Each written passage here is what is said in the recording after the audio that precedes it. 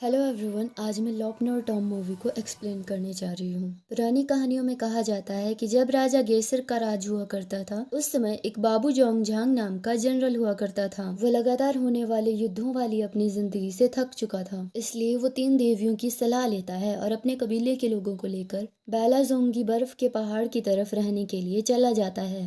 एक योद्धा जो हमेशा लाल कपड़ों में रहती थी जनरल जोंगजांग को जिंगलन पेस्टल की सुरक्षा करने का दायित्व देती है, जिसे जनरल जोंगजांग ने ही दफनाया था। ये कहा जाता है कि ये ज्वालामुखी स्वर्गीय उल्कापिंडों से बना है और ये बहुत ही पावरफुल चुंबकीय क्षेत्र को उत्पन्न करता है, जिसकी वजह से यहाँ पर जितने भी ताबूत हैं बीच हवा में ही तैरते हैं। तभी दिखाया जाता है कि 3 लोग उस वॉल्केनो टॉम में आते हैं। एक आदमी जिसका नाम पांगजी है, वो ताबूत के ऊपर लैंड करते समय कुछ गिरा देता है, तो कमांडर हु उसे डांटते हुए कहते हैं कि क्या तुम जरूरी चीजों पर फोकस नहीं कर सकते हो। तो पांगजी कहता है कि आप इस बात को नहीं समझेंगे कि इसे स्वैग कहते हैं। तभी काउंसलर यांग कहती है कि क्या तुम दोनों यहाँ पर मजाक करना बंद करोगे, लावा और भी ज्यादा एक्टिव हो रहा है, हमें जल्दी से जल्दी जिंगलन पेस्टल को ढूंढना होगा। तो पांगजी कहता है कि चिंता मत करो, हम पहली बार थोड़ी ना पुरातत्व विभाग वालों की सांस्कृतिक अवशेष ढूंढने में मदद कर रहे हैं। कमांडर हु दिशा सूचक यंत्र निकालता है पर वो काम नहीं कर रहा होता है। तो कमांडर हु कहते हैं कि यहाँ पर चुंबकीय क्षेत्र बहुत ज्यादा है, जिसकी वजह से मेरा दिशा सूचक यंत्र काम नहीं कर रहा है, इसलिए अब हमें अपने अनुभव पर ही निर्भर रहना होगा। तो अभी काउंसलर यांग कहती है कि ये बहुत अजीब है, यहाँ पर आखिरी प्लेट के पास 8 हेक्साग्राम होने चाहिए थे। कमांडर हु ध्यान से चारों तरफ देखता है। तभी पांगजी कमांडर से कहता है कि क्या आपने कुछ अजीब चीज नोटिस की। उसने इतना कहा ही था कि तभी उसकी कमर पर लटकी हुई पानी की बोतल उस आखिरी प्लेट पर गिर जाती है और पानी निकलकर उस प्लेट पर बनी हुई आकृतियों की दिशा में बहने लगता है और आखिर में एक पॉइंट पर मिल जाता है, जिसकी वजह से वहां पर जितनी भी मूर्तियां थी उनमें से भाले निकलकर उन तीनों पर अटैक कर देते हैं। जिस ताबूत पर कमांडर हु खड़ा हुआ था उस ताबूत पर ज्यादा अटैक होते हैं, जिसकी वजह से कमांडर हु कॉफिन से नीचे गिरने वाला था, पर काउंसलर यांग उससे बचा लेती है। पांगजी कहता है कि मैं तो डर ही गया था। फिर कहता है कि यहाँ पर इतने सारे कॉफिन हैं, हम जिंगलन पेस्टल को कैसे ढूंढेंगे। कमांडर हु कहता है कि असुरा मूर्ति के सामने क्रॉस सेक्शनल फॉर्मेशन है जो एक रेडियंस की बनावट को दर्शाती है। इसका मतलब है बाकी बचे हुए 7 हेक्साग्राम्स इन 7 मूर्तियों के सामने जो कॉफिन्स है वही होने चाहिए। कमांडर की बातें सुनकर काउंसलर यांग कहती है, अगर ऐसी बात है तो जिस खाली कॉफिन को हम ढूंढ रहे हैं वो गरुड़ और गंधर्वों के बीच होना चाहिए। पांगजी उस खाली कॉफिन की तरफ जाता है और कैंडल जलाकर वापस आ जाता है। कमांडर उस कैंडल की तरफ एक्सप्लोसिव फेंकते हैं, जिसकी वजह से वहां पर धमाका हो जाता है, जिसकी वजह से कॉफिन पर लगे हुए लॉक टूट जाते हैं। वे तीनों इस कॉफिन के ढक्कन को खोलते हैं। जिंगलन पेस्टल को लेने के बाद वो चुंबकीय क्षेत्र गायब होने लगता है। वो तीनों एक दूसरे की मदद करते हुए उस वॉल्केनो टॉम्ब एरिया से बाहर आ जाते हैं।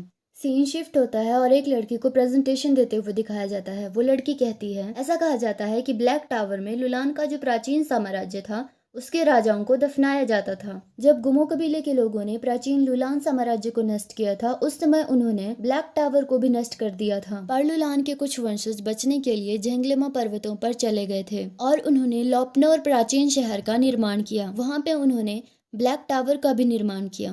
कुछ कहते हैं कि इस ब्लैक टावर को पूजा अर्चना के लिए यूज किया जाता था। और इन डॉक्यूमेंट्स से हमें पता चला कि गायब होने से पहले प्रोफेसर यांग क्या ढूंढ रहे थे। प्रोफेसर यांग काउंसलर यांग के पापा है जो काफी समय से गायब हैं। फिर वो लड़की कहती है कि जिंगलन पेस्टल में हमें ब्लैक टावर के रिकॉर्ड्स मिले हैं। जिंगलन पेस्टल से निकाले हुए मैप को वो काउंसलर यांग की तरफ देती है। मैप देखने के बाद काउंसलर यांग कहती है, इसका मतलब है जो ब्लैक टावर है वो लॉपनौर के प्राचीन शहर में ही है। उसकी बात सुनकर एक आदमी कहता है कि दुर्भाग्य की बात तो ये है कि उस समय एकेडमिक कम्युनिटी में से किसी ने भी इस बात पर विश्वास नहीं किया था कि लुलान का प्राचीन साम्राज्य एग्जिस्ट करता था, पर क्योंकि अब ब्लैक टावर के बारे में बातें सामने आई है इससे पता चलता है कि तुम्हारे पिता प्रोफेसर यांग सही थे और हम सब गलत। फिर एक दूसरा आदमी कहता है कि हमने सोचा था कि जब हम ब्लैक टावर को ढूंढ लेंगे तब हम तुम्हें इन सब बातों के बारे में बताएंगे, पर सियू का कहना है कि ये सब तुम्हारे पिता से जुड़ी हुई बातें हैं, इसलिए तुम्हें इन सब चीजों के बारे में पता होना चाहिए। ये सुनकर काउंसलर यांग और कमांडर हु एक दूसरे की तरफ देखते हैं। तभी पांगजी पीछे से आता है और कहता है, कमांडर हु, काउंसलर यांग, हम तीनों का टॉम सर्चर का ट्रायो एक नई लड़ाई लड़ने जा रहा है। सीन शिफ्ट होता है और उन सबको एक रेगिस्तान में दिखाया जाता है। वे आपस में बातें कर रहे थे कि पुरानी कहानियों के अनुसार लुलान की रानी बहुत ही ज्यादा निर्दयी थी। मासूम लोगों को बचाने के लिए गुमों के राजकुमार ने लुलान साम्राज्य पर आक्रमण किया। उस रानी को अपनी तलवार से मौत के घाट उतार दिया था, जिसकी वजह से लुलान साम्राज्य नष्ट हो गया था। पर एक योद्धा जो हमेशा लाल कपड़ों में रहती थी, वो साम्राज्य के प्रति बहुत ही ज्यादा वफादार थी। उसने रानी के शरीर को लॉपनौर में स्थित ब्लैक टावर टेम्पल में छुपा दिया था और काले सांप की ताकत का इस्तेमाल करके उसने रानी की आत्मा को नष्ट होने से भी बचा लिया था, ताकि रानी का पुनर्जन्म हो सके। इसके बाद वो योद्धा भी गायब हो गई। जो जिंगलिन पेस्टल तुमने ढूंढा है वो इस कहानी के सिर्फ कुछ हिस्से के बारे में ही बताता है। उनका गाइड एक रेगिस्तानी छिपकली को ऑब्जर्व करता है और कहता है कि उस दिशा में चलते हैं। अंकल माँ की बातें सुनकर पांगजी कमांडर हु से कहता है, क्या हम सच में इस बूढ़े आदमी की बातों पर विश्वास कर सकते हैं? कमांडर हु कहता है कि छिपकलियां हमेशा गीली जगह की तरफ जाती है, तो इसका मतलब है उस तरफ पानी होगा, इसलिए हमें अंकल माँ की बातों को मानना चाहिए। अब चुपचाप उस दिशा में चलो। पांगजी कहता है कि ये किस तरह का एटीट्यूड है, तुम तो मुझे किसी बुली की तरह धमका रहे हो। ये कहकर वो सभी उस दिशा में चलने लगते हैं। पांगजी कहता है कि ये कौन सी जगह है, यहाँ पर इतनी सारी हड्डियां क्यों हैं? कमांडर हु कहता है, ऐसा लगता है जिन लोगों की बलि दी गई थी उन लोगों को यहीं पर दफनाया गया था। तभी उन सबको कुछ आवाजें सुनाई देने लगती है। उनका एक साथी कहता है कि किसके हंसने की आवाज आ रही है। तभी सामने से एक उल्लू अटैक कर देता है।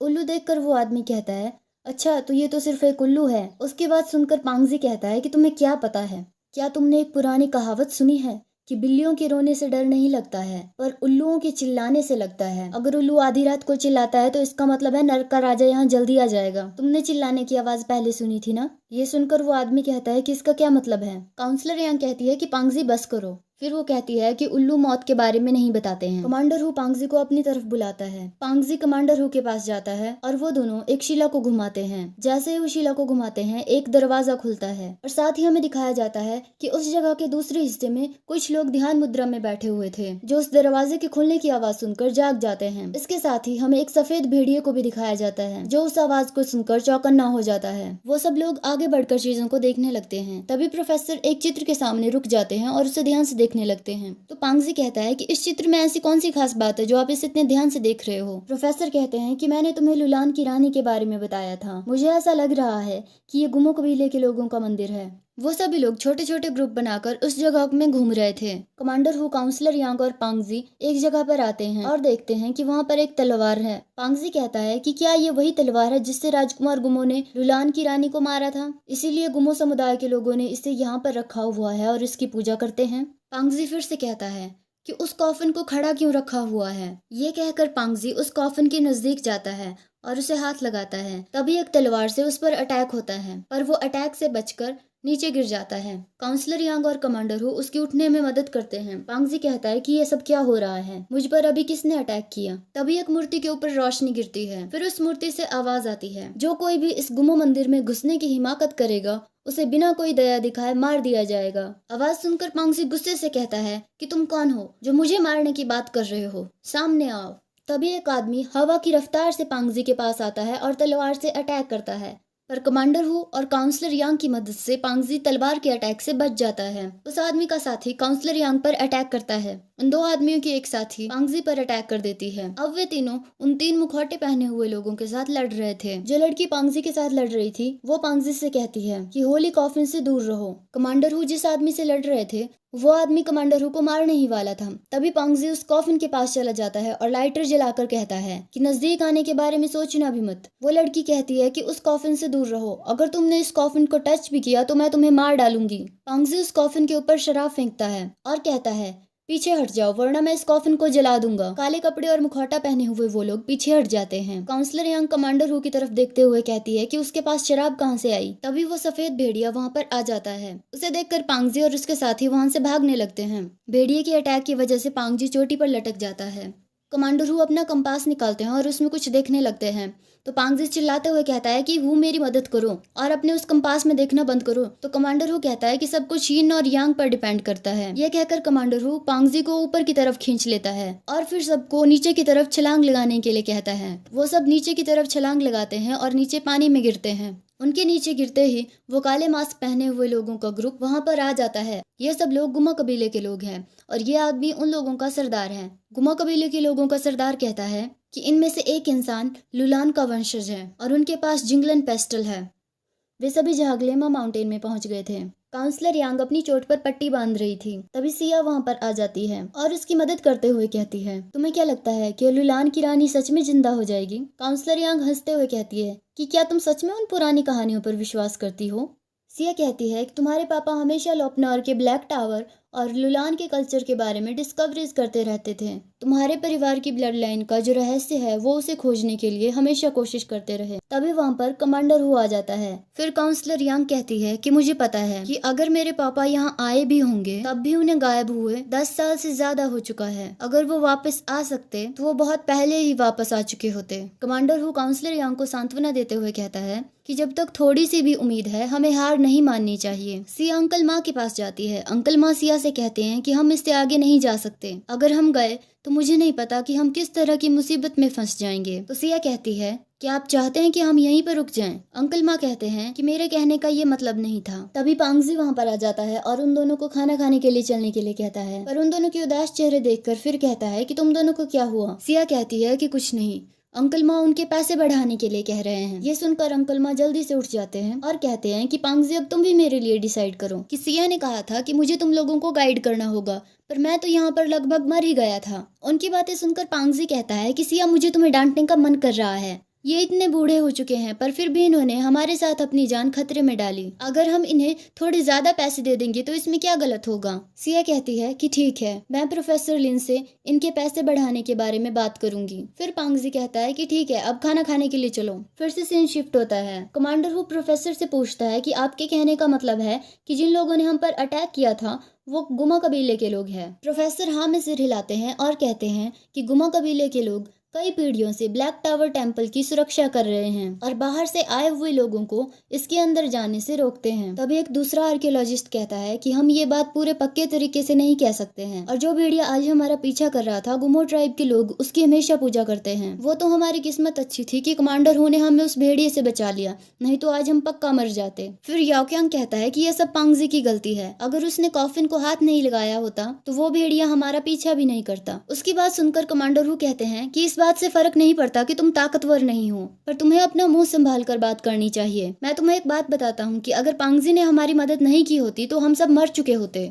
अगले दिन वो सब लोपनर के प्राचीन शहर में पहुंचते हैं। प्रोफेसर कहते हैं कि यहाँ पर रेत के अलावा कुछ भी नहीं दिख रहा है। तो कमांडर हु कहते हैं इतनी भी जल्दी क्या है, ध्यान से देखिए। फिर काउंसलर यांग कहती है पार्चमेंट में लिखा हुआ था कि जब काले रेगिस्तान का गुस्सा आसमान को घेर लेगा तब लोपनर का पुराना शहर धरती पर वापस आ जाएगा। ये कहकर वो कमांडर हु की तरफ देखती है और कहती है वो तुम्हें ये बात पहले ही समझ आ गई थी है ना? कमांडर हु हाँ में सिर हिलाता है। देखते ही देखते रेत उड़ने लगती है और लोपनोर का रेत के नीचे दबा हुआ शहर ऊपर आ जाता है। वे सभी शहर के अंदर एंटर होते हैं। सिया एक जगह पर जाती है और उसे एक बहुत ही पुरानी लाश पड़ी हुई मिलती है। वो उस लाश की पॉकेट में से एक रिवॉल्वर को निकालती है। वहाँ पर और भी लाशें पड़ी हुई थी जिन्हें देखकर लगता था कि उन लोगों को मरे हुए काफी सालें हो चुकी है। उन लाशों को देखकर सभी लोग कहने लगते हैं कि इन्हें क्या हुआ होगा। तो पांगजी कहता है कि पंछी खाने की तलाश में मरते हैं और इंसान संपत्ति की तलाश में। ये कहकर वो सब आगे बढ़ते हैं। प्रोफेसर कहता है कि लाओलान के सामाजिक वर्गों के विभाजन के अनुसार इन मूर्तियों को खड़ा किया हुआ है और ये मूर्तियां रानी की पहरेदार हैं, जो कि औहदे में सबसे बड़ी है। तभी याओक्यांग एक मूर्ति को हाथ लगा देता है, जिसकी वजह से सभी मूर्तियां उन पर अटैक करना शुरू कर देती है। मूर्तियों के अटैक की वजह से उनका एक साथी झियुयान नीचे गिर जाता है, पर वो लोग उसे नहीं बचा पाते हैं। याओक्यांग कहता है कि अगर तुम लोगों को आगे जाना है तो तुम जा सकते हो। मैं तुम लोगों को मौत ढूंढने के लिए जाने से नहीं रोकूंगा, लेकिन मैं नहीं मरना चाहता। याओक्यांग की बातें सुनकर पांगजी को गुस्सा आ जाता है। वो कहता है कि तुम्हारी वजह से मिस्टर वू हमारे साथ नहीं है, तुम्हारी वजह से उनकी मौत हो गई। अगर तुमने मूर्ति को हाथ नहीं लगाया होता तो मूर्ति हम पर अटैक नहीं करती। याओक्यांग कहता है कि मुझे कैसे पता होगा कि मूर्तियां हिल सकती है। अगर तुम्हें दोष देना ही है तो कमांडर हु को दो, जिन्होंने हमें ये नहीं बताया कि यहाँ पर किसी तरह के ट्रैप हो सकते हैं। ये सुनकर पांगजी को और भी गुस्सा आ जाता है और वो याओक्यांग को उसके कॉलर से पकड़ देता है। पर कमांडर हु पांगजी को कहते हैं कि पांगजी लड़ो मत। कमांडर हु की बातें सुनकर पांगजी कमांडर हु के पास आकर खड़ा हो जाता है। इसके बाद कमांडर हु काउंसलर यांग को कहते हैं क्लियर गन का यूज करो। काउंसलर यांग ऊपर की तरफ गोली चलाती है, जिसकी वजह से एक हरी धुंध इकट्ठा होती है। आंख की शेप की बनी हुई एक आकृति पे हलचल होती है और पुल में नीचे की तरफ सीढ़ियां आ जाती है। कमांडर हु कहता है, ऐसा लगता है ये सीढ़ियां हमें रानी तक पहुंचाएगी। फिर कमांडर हु प्रोफेसर से कहता है कि तुम सब लोगों को यहीं रुक जाना चाहिए, आगे बहुत ही ज्यादा खतरा है। सिया कहती है कि मैं मिस्टर वू की स्टूडेंट हूँ और उनकी ख्वाहिश थी कि वो रानी की कब्र को ढूंढे। मैं नहीं चाहती कि उनकी ख्वाहिश अधूरी रह जाए। सिया की बात सुनकर प्रोफेसर खड़े हो जाते हैं और कहते हैं कि सिया सही बोल रही है, हमें यहाँ पर नहीं रुकना चाहिए, हमें आगे बढ़ना चाहिए। तभी महल के बाहर गुमा कबीले के लोग भी आ जाते हैं। बेला कहती है कि आपने सही कहा था, वो सिर्फ जिंदा ही नहीं है बल्कि उन्होंने पुराने शहर को भी ढूंढ लिया। ये सुनकर उनका सरदार कहता है कि अगर रानी जिंदा हुई तो मैं उसे अपनी तलवार से मार डालूंगा। ये हमारे कबीले की जिम्मेदारी है कि रानी फिर से जिंदा ना हो पाए। उसके बाद सीन शिफ्ट होता है। सिया कहती है कि हमें इस कॉफिन का ढक्कन खोलना चाहिए, पर कमांडर हु कहता है कि क्या तुम्हें अपने सुपीरियर्स को इस बात की रिपोर्ट नहीं करनी होगी पहले। पर सिया उसे बंदूक दिखाते हुए कहती है कि मुझे नहीं लगता कि ये जरूरी है। तभी प्रोफेसर सिया से कहते हैं कि सिया तुम ये क्या कर रही हो और तुम्हारे पास बंदूक कहाँ से आई। पर सिया प्रोफेसर को गोली मार देती है। काउंसलर यांग सिया को रोकते हुए कहती है कि बेवकूफी मत करना, हम कब्र को खोलते हैं। पर जैसे ही पांगजी कैंडल जलाता है, थोड़ी देर बाद वो कैंडल बुझ जाती है। कमांडर हु कहता है, या तो ये कॉफिन किसी तरह का जाल है या फिर यहाँ पर कुछ बहुत ही ज्यादा बुरा है। याओ क्यांग सिया से कहता है कि क्या तुमने अभी कमांडर हु की बात नहीं सुनी, उन्होंने कहा कि अगर हम इस ढक्कन को खोलेंगे तो हम सब मर जाएंगे। पर सिया याओ क्यांग को भी गोली मार देती है और कमांडर हु को फिर से ढक्कन खोलने के लिए कहती है। कमांडर हु, पांगजी और काउंसलर यांग पूरी ताकत से उस ढक्कन को खोल देते हैं। जैसे ही वो ढक्कन को खोलते हैं, सांप की मूर्ति का मुंह खुल जाता है। सभी लोगों का ध्यान मूर्ति के खुलते हुए मुंह की तरफ होता है। तभी कमांडर हु सिया के पास आता है और उसकी बंदूक को छीन लेता है और बंदूक को सिया की तरफ तान देता है। पर तभी पीछे से अंकल माँ आकर काउंसलर यांग पर बंदूक तान देता है। यह सब देखकर पांगजी कहता है कि ये क्या हो रहा है। तो कमांडर हु कहता है कि क्या तुम्हें अभी तक समझ नहीं आया कि अंकल माँ को सिया लेकर आई है। सिया अंकल माँ और काउंसलर यांग के साथ उस सांप के मुंह के अंदर चली जाती है। उनके अंदर जाते ही मूर्ति का मुंह फिर से बंद हो जाता है, जिसकी वजह से पांगजी और कमांडर हु अंदर नहीं जा पाते हैं। तभी पीछे से एक कब्र में से एक मॉन्स्टर बाहर निकलता है और वो कमांडर हु और पांगजी पर अटैक कर देता है। मॉन्स्टर के अटैक की वजह से कमांडर हु को काफी चोट लग जाती है, पर तभी वहाँ पर वो सफेद भेड़िया आ जाता है और उस मॉन्स्टर के साथ लड़ने लगता है। तभी वहाँ पे गुमा ट्राइब के लोग भी आ जाते हैं। गुमा कबीले का सरदार उस मॉन्स्टर पर तलवार से अटैक करता है, पर वो मॉन्स्टर सरदार और उसके साथियों को ही जख्मी कर देता है। तब कमांडर हु सरदार की तलवार उठाता है और उस मॉन्स्टर की आंख पर वार करता है। तभी वो सफेद भेड़िया आकर उस मॉन्स्टर पर अटैक कर देता है और उस मॉन्स्टर को मार डालता है। तभी बेला कमांडर हु से पूछती है कि लाओलान की वंशज कहाँ है। उसके बाद सीन शिफ्ट होता है। काउंसलर यांग सिया से पूछती है कि तुम ये सब क्यों कर रही हो। तो सिया उसे कहती है कि मैं तुम्हारे पापा की आखिरी ख्वाहिश पूरी करने में मदद कर रही हूँ। तुम्हारे पापा हमेशा जानना चाहते थे कि तुम्हारे परिवार के लोगों की रगों में बहने वाले खून, लाओलान के वंशज और ब्लैक टावर के बीच में क्या रिश्ता है। पास्ट को दिखाया जाता है। उसमें सिया एक डॉक्यूमेंट में पढ़ती है कि अगर लाओलान के वंशज की ब्लैक टावर में बलि दी जाए तो रानी फिर से जिंदा हो जाएगी और जो इंसान उसे जिंदा करेगा वो उस इंसान को ताकत और अमरता देगी। सिया काउंसलर यांग से कहती है कि तुम लाओलान की वंशज हो। अंकल माँ काउंसलर यांग से कहते हैं कि सिया मेरी बेटी है और मैं नहीं चाहता कि मेरी बेटी मरे, मुझे सिर्फ तुम्हारा थोड़ा सा खून चाहिए। दूसरी तरफ हमें प्रोफेसर को दिखाया जाता है। प्रोफेसर कहता है कि मुझे सिया और दूसरे लोगों को नहीं बताना चाहिए था कि काउंसलर यांग लाओलान की वंशज है। पर गुमा ट्राइब का सरदार कहता है कि मेरे कबीले की भविष्यवाणी के अनुसार अगर कोई किसी लाओलान के वंशज की बलि देता है तो रानी फिर से जिंदा हो जाएगी। उसके जिंदा होते ही ये दुनिया खत्म हो जाएगी। ये सुनकर कमांडर हु कहता है कि क्या वो सिया को ब्लैक टावर में लेके जाएंगे। पर सरदार कहता है कि उस चुड़ैल रानी का कॉफिन ही ब्लैक टावर है। तभी वो सफेद भेड़िया उस सांप की मूर्ति के मुंह के पास जाता है। बेला उन्हें बताती है कि मुझे महसूस हो रहा है कि उस चुड़ैल का मकबरा खुलने ही वाला है। वो सफेद भेड़िया उस रास्ते को खोलने के लिए बार बार उस रास्ते से टकराता है, जिसकी वजह से उसे हर बार चोट लगती है। ये देखकर बेला रोने लगती है। सफेद भेड़ियों को जख्मी देखकर सरदार की आंखों में भी आंसू आ जाते हैं, पर सफेद भेड़िया नहीं रुकता है। वो अपनी पूरी ताकत के साथ उस दरवाजे को तोड़ देता है और बुरी तरह से जख्मी होकर गिर जाता है।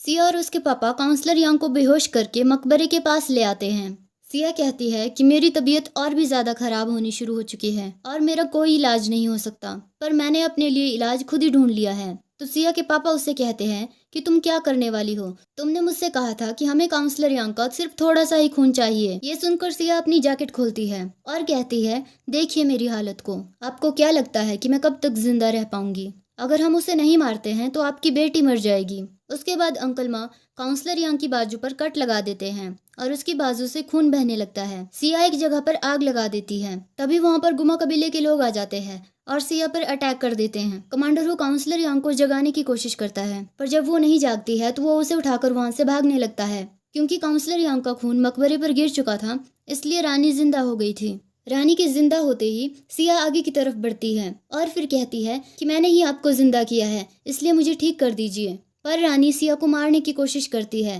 पर उसके पापा के बीच में आने की वजह से सिया बच जाती है, पर उसके पापा की मौत हो जाती है। इसके बाद वो चुड़ैल रानी सिया पर भी अटैक करती है और उसे मार डालती है। गुमा ट्राइब के लोग रानी पर अटैक करते हैं, पर रानी उन लोगों को मार डालती है। सिर्फ सरदार जिंदा बचता है। सरदार अपनी पूरी ताकत के साथ रानी पर अटैक करता है, पर वो बहुत ही बुरे तरीके से जख्मी हो जाता है। सरदार मरते वक्त कमांडर हु से कहता है कि तुम होली ब्लेड का यूज करके इस चुड़ैल को मार सकते हो, इसे यहाँ से बाहर मत निकलने देना। कमांडर तलवार को उठाता है और रानी की तरफ बढ़ने लगता है। तभी काउंसलर यांग और पांगजी उसके साथ आकर खड़े हो जाते हैं। चुड़ैल रानी उन तीनों पर हमला करती है। पांगजी को उस हमले में चोट लग जाती है और वो मर जाता है। काउंसलर यांग को यह देखकर गुस्सा आ जाता है और वो चुड़ैल रानी पर अटैक कर देती है, पर वो भी घायल हो जाती है। इसके बाद कमांडर हु पर भी चुड़ैल रानी अटैक कर देती है और उसकी टांग में भी चोट लग जाती है। कमांडर हु को अपने पास आग दिखती है और फिर वो कुछ सोचता है। वो तलवार को उस आग में सेकता है और हिम्मत करके खड़ा होता है। फिर तलवार को रानी की तरफ फेंकता है। रानी की मौत हो जाती है। जैसे ही रानी मरती है, सभी लोग वापस खड़े हो जाते हैं। उन लोगों को रानी के अटैक से जो चोटें लगी थी वो भी गायब हो जाती है। रानी के मरने से एक लाल रंग का फूल मुरझा जाता है। फिर गुमा कबीले का सरदार कहता है कि ये लाओलान की उस चुड़ैल का काला जादू था, जिसकी वजह से हम सबको भ्रम हुआ। सिया भी वापस उठ गई थी। वो काउंसलर यांग की तरफ चिल्लाते हुए कहती है कि तुम्हारी वजह से मेरी जिंदगी बर्बाद हो गई। ये कहकर वो काउंसलर यांग की तरफ गोली चलाने लगती है। बेला उसकी हरकत को नोटिस कर लेती है, इसलिए सिया की तरफ खंजर फेंकती है, पर उसके पापा बीच में आ जाते हैं और उन्हें खंजर लग जाता है। उसके पापा कहते हैं कि प्लीज मेरी बेटी को मत मारिए। फिर उसके पापा सिया से कहते हैं कि तुम घर वापस जाओ। ऐसा कहते ही वो दम तोड़ देते हैं। इसके बाद ब्लैक टावर टूटने लगता है। सभी लोग वहाँ से भागने लगते हैं, पर सिया वहाँ से नहीं भागती है। काउंसलर यांग उसे बचाने के लिए उसकी तरफ जाने लगती है, पर पांगजी और बाकी लोग उसे रोक लेते हैं और उसे खींचकर अपने साथ ले जाते हैं। वो सफेद भेड़िया अब छोटा सा बच्चा बन चुका था। सरदार की बहन उस बच्चे को गोद में उठाती है और वो सभी लोग लॉपनोर शहर को छोड़कर वहाँ से चले जाते हैं। और इसी के साथ मूवी खत्म हो जाती है। Thanks for